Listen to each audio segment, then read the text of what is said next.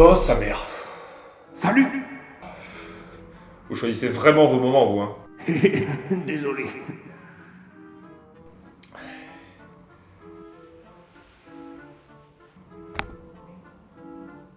Du coup, Hein? bah, je sais pas, vous avez pas une vision à me filer ou un truc à me dire? Ah non, non. Bah, pourquoi vous êtes là, alors? T'as qu'à dire que je t'emmerde. Bah, disons que c'était pas le moment où j'avais envie de taper la Cosette. Pourquoi? Qu'est-ce que tu fais là?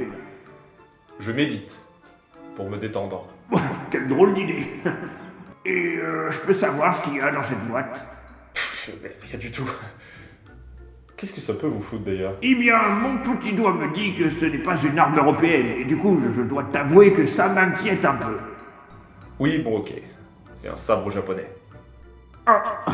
Super. Bah, figurez-vous qu'aujourd'hui, j'ai reçu un énième message pour me dire que le katana était l'arme ultime et que mes épées européennes à côté, bah, c'était de la merde. Et je commence à en avoir marre, du coup, j'en ai pris un pour en parler, mais en attendant, pour me calmer, je médite. Ouais. Oui, bon, et ok. J'adore les arts martiaux japonais, et du coup, c'était l'occasion de m'en procurer un, j'avoue. Mais pourquoi, ça vous dérange? Je parle pas que des AMHE, vous savez, hein. Ah non, mais moi je m'en fous, tu fais ce que tu veux, mais oublie pas de parler de l'escrime germanique de temps en temps. Oui, oui. Et du coup, bonne introspection. Salut.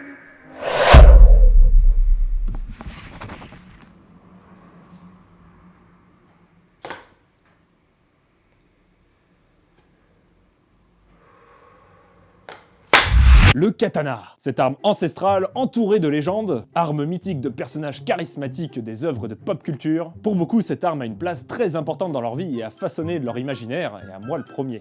Qui n'a pas rêvé de rentrer dans la peau d'un fier et noble samouraï et de sauver la veuve et l'orphelin à coups de sabre pouvant trancher à peu près tout et n'importe quoi. Mais le katana, bien que ce soit une arme qui soit visuellement ultra stylée, faut dire ce qui est, elle souffre d'une vision ultra, méga, giga fantasmé de ouf. Aussi bien par les occidentaux que par les japonais eux-mêmes. Je ne compte pas par exemple le nombre ahurissant de personnes qui disent que le katana est l'arme ultime par excellence. Ça tombe bien, c'est de ça qu'on va parler.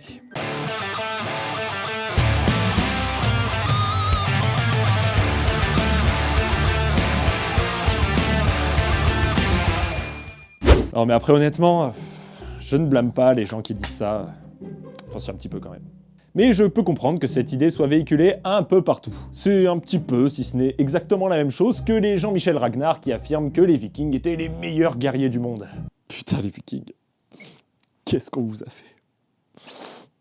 Le but de cette vidéo va donc être de déconstruire cette image qu'on a de cette arme japonaise, et ça va un petit peu aussi servir d'introduction au Japon, parce que j'ai de plus en plus envie de vous en parler. Bon déjà le premier problème c'est que le sabre japonais est une arme surreprésentée dans la pop culture, qu'une majorité des personnages stylés se battent avec des katanas et plus globalement des sabres japonais. Je pense notamment à Sephiroth, Rorohana Zoro de One Piece, Vicious de Cowboy Bebop, Leonardo des Tortues Ninja, ou encore Mads Mikkelsen dans Arthur. Mais d'ailleurs pourquoi le film se passe à la fin de l'Antiquité en Europe? L'arme a pris une telle place dans notre imaginaire collectif qu'on l'idéalise à mort. Et je ne compte pas le nombre d'émissions américaines pas du tout pertinentes mais très putaclic qui prouvent par A plus B que le katana est juste une arme ultime et qu'aucune autre arme ne lui arrive à la cheville. Enfin au pommeau du coup. There's some juice left in there. All we need is some ice. Que la réponse soit dans un sens ou dans l'autre, ça n'a absolument pas de sens de faire ça, et pour une simple bonne raison, le contexte. Et ça tombe bien, c'est de ça dont on va parler principalement.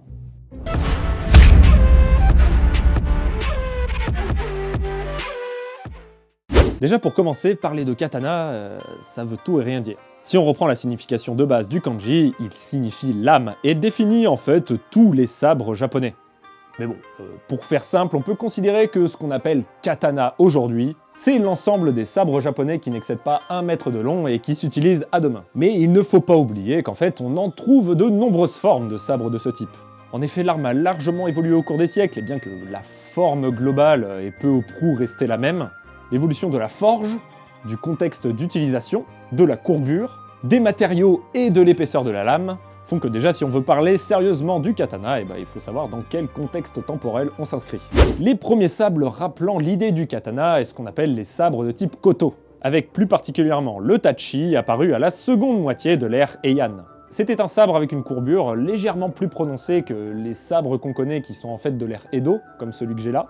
Ils étaient légèrement plus longs, pouvant aller jusqu'à 1 mètre de long, et la petite différence c'est qu'il était dans le fourreau, le tranchant porté vers le bas, alors que ce qu'on appelle des katanas, le tranchant est tourné vers le haut quand il est dans le fourreau. Et le tachi, c'était surtout une arme utilisée par les cavaliers, et notamment les samouraïs. Je désire mourir. C'est à cette période qu'on commence à trouver des forgerons de renom, et que les sabres commencent à être signés, attestant de la qualité de ceux-ci. C'est durant la période Muromachi, et plus précisément au début des guerres d'Onin, que l'on va voir apparaître des sabres japonais un peu plus courts, plus proches de l'idée qu'on a du katana. En fait, à cette période, on trouve de plus en plus de guerriers qui se mettent à faire forger des lames plus courtes, entre 60 et 70 cm. Utilisable aussi bien à 2 mains qu'à une main, avec moins de courbure que le tachi, adapté au combat à pied et aux espaces clos comme par exemple dans une forteresse. Les Uchigatana amenèrent les bases du sabre moderne, avec notamment la manière de le porter dans le fourreau comme je vous l'ai expliqué juste avant, le tranchant tourné vers le haut. Là où le tachi était simplement suspendu à une ceinture, le Uchigatana se porte fixé sous un obi. Une ceinture en étoffe comme ce que je porte actuellement. Et au fur et à mesure que le Uchigatana a été utilisé, c'est un petit peu comme les fringues, ça devient une mode et tout le monde finit par s'y mettre. Certains firent même raccourcir leur tachi pour avoir une arme plus adaptée aux nouvelles coutumes. On arrive alors à la fin de la période Muromachi avec les nouveaux types de sabres, les sabres dits Shinto.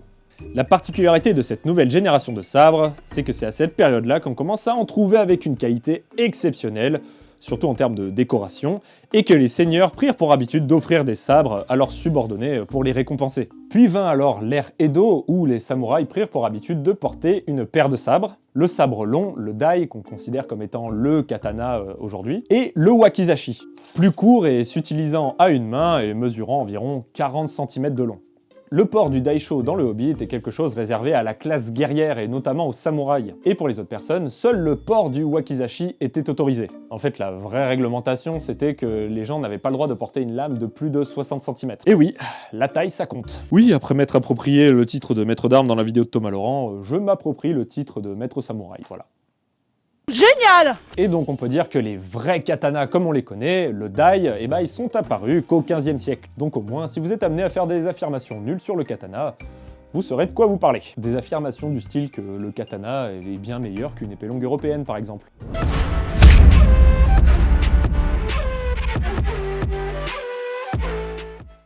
On a souvent tendance à penser que la qualité des katanas est immensément supérieure aux armes européennes. Mais qu'en est-il vraiment ? Comme je vous l'ai dit, suite à la période Muromachi, on trouve effectivement des sabres d'excellente facture, et en plus les forgerons japonais sont très consciencieux sur la finition de leurs armes, surtout au niveau de la lame, où ils polissaient pendant très longtemps la lame avec des pierres naturelles pour lui donner cet effet polymiroir, ce qui rend la lame effectivement très belle, effectivement plus tranchante, mais ce n'est en aucun cas grâce à l'acier en lui-même. D'autant que justement, l'acier qui était traditionnellement utilisé à l'époque, le tamahagane, il était un peu claqué au sol. Plus sérieusement, le problème de cet acier, déjà, c'est qu'il a un taux de carbone extrêmement élevé, entre 2 et 3%. Donc si vous vous amusez à faire une arme avec l'acier tel quel, la lame, elle sera un petit peu pourrie.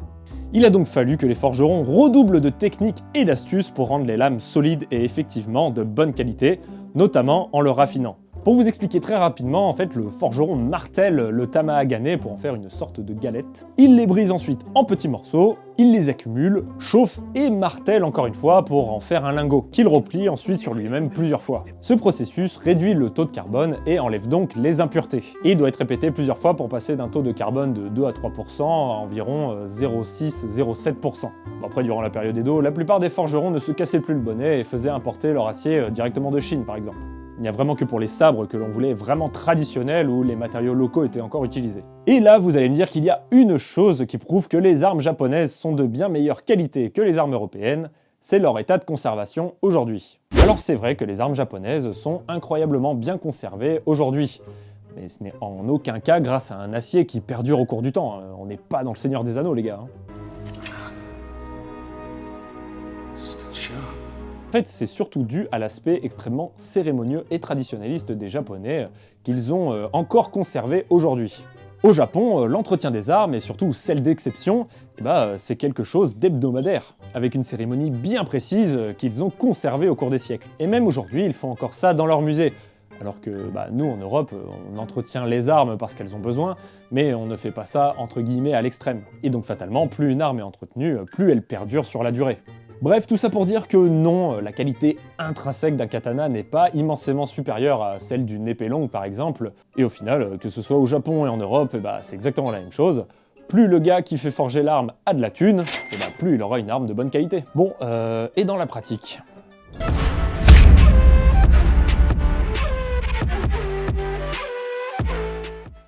Je l'avais déjà évoqué dans ma vidéo où je parle du poids des armes. On montre très souvent le katana comme une arme extrêmement rapide et bien plus maniable qu'une épée longue. Là où justement ces dernières, dans les films, on va montrer une utilisation très lourde, comme si c'était une arme qui pesait 6 tonnes. Alors qu'en réalité, il n'y a pas vraiment de différence en termes de rapidité entre une épée longue et un katana. Déjà, il n'y a que très peu de différence de poids, et quand bien même une épée longue est plus lourde, parce qu'elle font environ en moyenne 1,4 kg, alors qu'un katana ça fait plus aux alentours d'1 kg.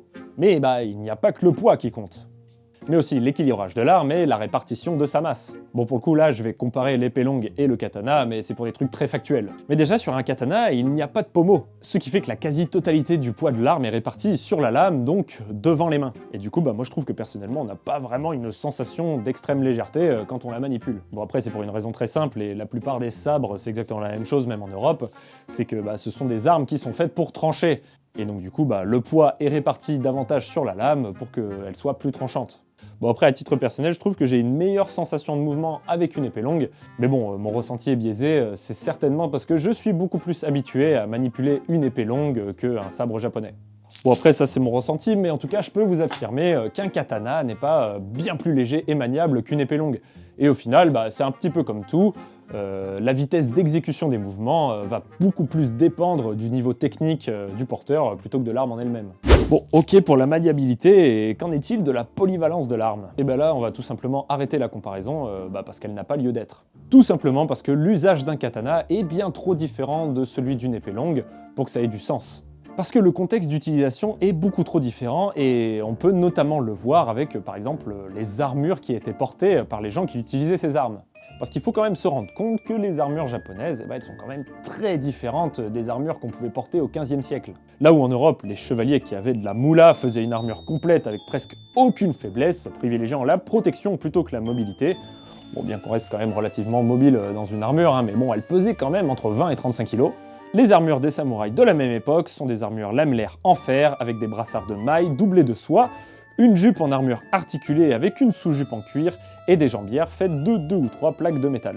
Les armures japonaises de cette époque, bien qu'offrant une excellente protection, misaient davantage sur la mobilité de son porteur. Le haut pouvait s'enfiler d'une seule traite car l'armure était assez souple pour le permettre, alors que les armures complètes européennes de la même époque nécessitent que l'on mette pièce après pièce l'armure, et il te fallait même des écuyers et des sbires pour la mettre, d'ailleurs ils étaient souvent là pour ça.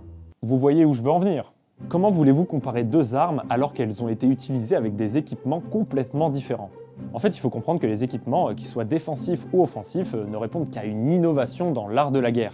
On se rend bien compte au vu de l'immense différence entre les deux types d'armures, les plus optimisés, d'un côté comme de l'autre, il fallait avoir les moyens et le statut social pour les acquérir, on ne va pas du tout combattre de la même manière. Une épée longue a un objectif différent du katana.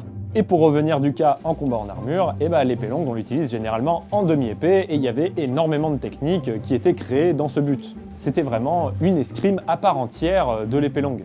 Alors qu'avec un sabre japonais, bien qu'il y ait bien sûr des variantes dans la manière de l'utiliser, on ne l'utilise pas en demi-épée, parce qu'on n'en avait tout simplement pas besoin. Donc ce n'est absolument pas pertinent de les comparer, vu qu'on ne fait pas du tout la même chose avec. Et là vous allez me dire, oui mais Benji, les mecs ils avaient pas que des armures, il y avait du combat en civil aussi. Bah ouais, mais du coup là je peux vous affirmer que dans un combat en civil, que vous ayez un sabre japonais ou une épée longue, ça dépend juste de votre niveau technique, mais les deux armes seront tout aussi efficaces pour tuer le mec en face. Bon bien sûr, je pourrais encore aller plus loin dans l'analyse, mais on aura encore largement l'occasion de parler du katana, de ses différentes techniques et de sa place dans la société nippone.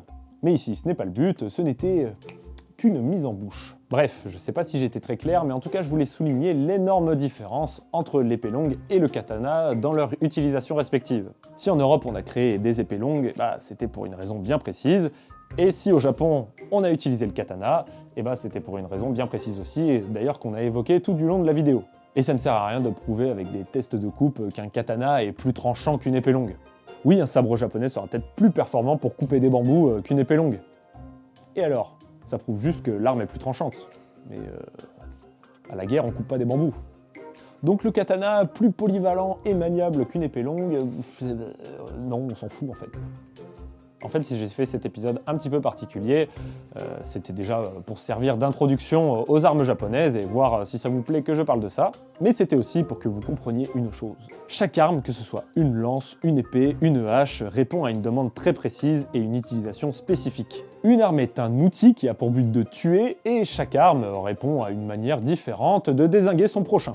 Certains sont réfléchis pour le duel, comme la rapière, d'autres pour le combat en formation, comme les saris macédoniennes, et certaines pour le combat en armure lourde, comme la hache d'armes par exemple.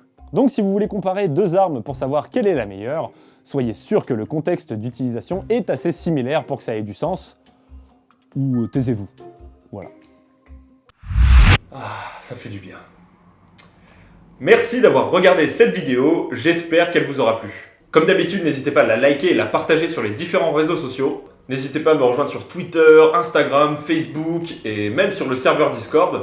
En attendant, moi je vous dis à la prochaine pour une nouvelle entrée en lice.